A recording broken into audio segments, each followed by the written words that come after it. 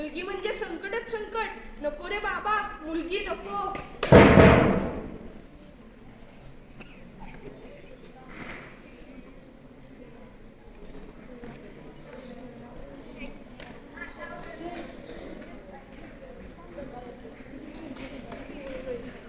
लड़का लड़की एक समान, दोनों भी रखे आग का नाच, करे ऊंचा आग का सर, हो वधूया वर.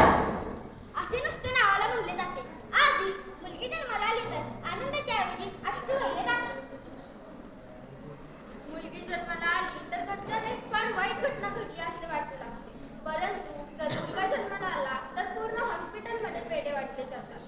मुलगा म्हणजे वंशाचा दिवा, मुलगी म्हणजे जळलेली वाट, बरक्याचे थर, खरगा असे उद्गार वापरले जातात. शेवटी मुलगी म्हणजे परक्याचे दर. पोरगं म्हणते परक्याचे दर, लेकीच्या रूपाने आपल्याला जीव लावते. बहिणीच्या रूपाने ती आपल्याला आईची माया देते. पत्नीच्या रूपाने ती आपल्याला सर्वस्व अर्पण करते. हो हो, मग ती कसली झाली परायाधन? तिच्यामुळे सृष्टी चक्र चालते. तिच्या पोटी मानव जन्म घेतो. तिच्यामुळे माणुसकी जिवंत राहते. तीच महापुरुषाला घडवते. घराच्या देवावर आणि वास्तू तिच्यामुळेच सोडला जातो. देवा, काही काठी माझ्या पदरात टाकली. मुलगी झाली, मुलगी झाली. मुलगा झाला असता तर पूर्ण गावाला पेढे वाटले असते.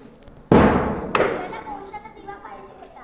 आधीच माहिती असतं तर जन्माला नसलं नसतं. असं नाही. आय, मुलगी झाली असू दे, मुलगी तिचा आनंदाने सांभाळतो. तिला त्रास देऊ नको.